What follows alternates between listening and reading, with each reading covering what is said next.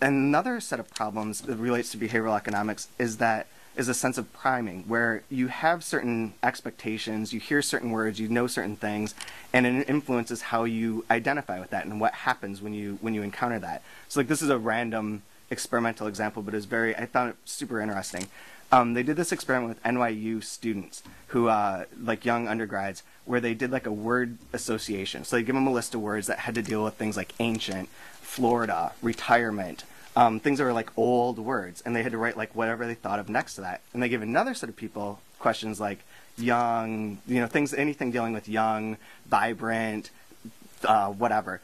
And then they timed how long it took people to walk out of the building. And the people who read the old words took much longer, like twice as long, to like walk down the same hallway because it had influenced the way that they're perceiving. So when we start talking about literature and translation and reviews, one of the big problems that we always face is that all the words that they use with reviews are negative. And this is going to sound somewhat offensive to people, but they'll say things like they're musty, they're old, they're European, there's some things that are lost. Like there's the implication that it's long, challenging, difficult, hard, it's work. It's not entertainment anymore. It's something different and something that a reader would struggle with.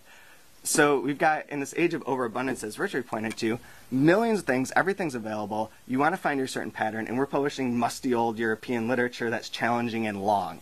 So in a way, it's like a weird, self-defeating thing.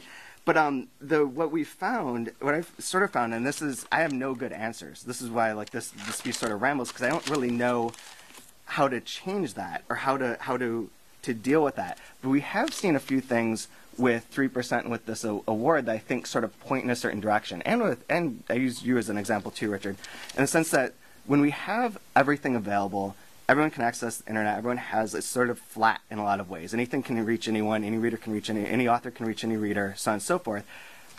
There's almost seems like there's going to be like almost a re-hierarchizing, like rather than based on like money and old-time prestige, but based more on personality and content. So like the website's becoming extremely influential on things and has led to like, I don't want to say like we led to a movement, but there is a sort of, there's a class of other websites and other people that are now talking about translation as a cool thing or as a sexier thing. And I think that by doing that, we've grown, we've gotten other people attracted to us. So we're starting to influence things on a better level, even if it is still an uphill battle. Like we don't sell that many copies of our books. But I think that's like a good idea. I'm going to end with I have a bunch of random things I wanted to tell you guys, but I'll wait and tell you later. But I'll tell you one story. I'll tell you two stories.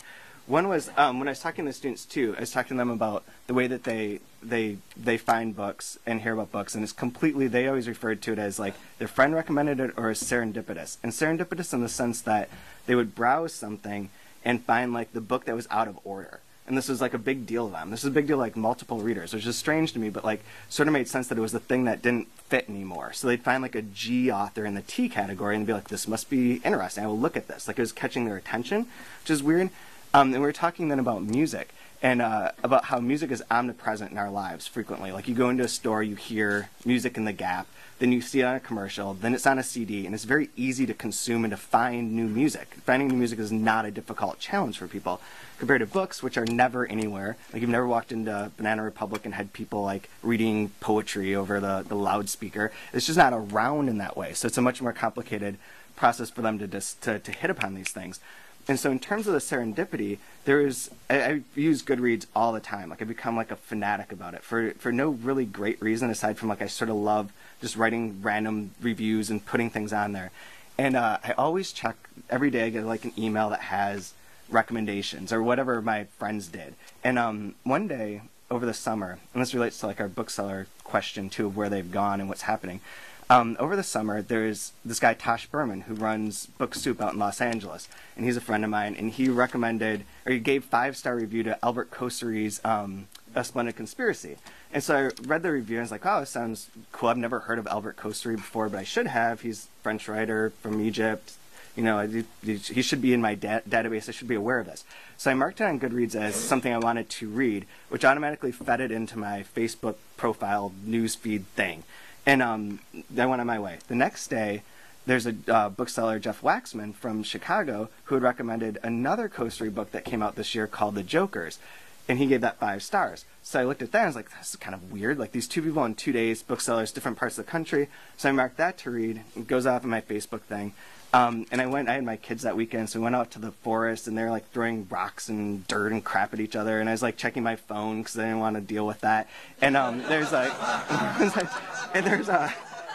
like a Facebook thing came through that like someone had posted on my wall, and it was a friend of mine had posted. He's like, do you know this Coast Rate character? He's like, I just looked up his Wikipedia page and he sounds awesome. Like, he was all about laziness and he only wanted to write books because he was lazy, and he's like wrote 8 books over his 60 years and that was too many, and he's like, it sounds great. So he's like, oh, perfect. So I grabbed the kids and like dust them off, and like we went up to the bookstore where they had a Splendid Conspiracy there. So I got a Splendid Conspiracy and read it and absolutely loved it. And it was like this weird coincidence of Goodreads meets Facebook meets cell phone kind of moment in which I discovered someone that I had not been aware of.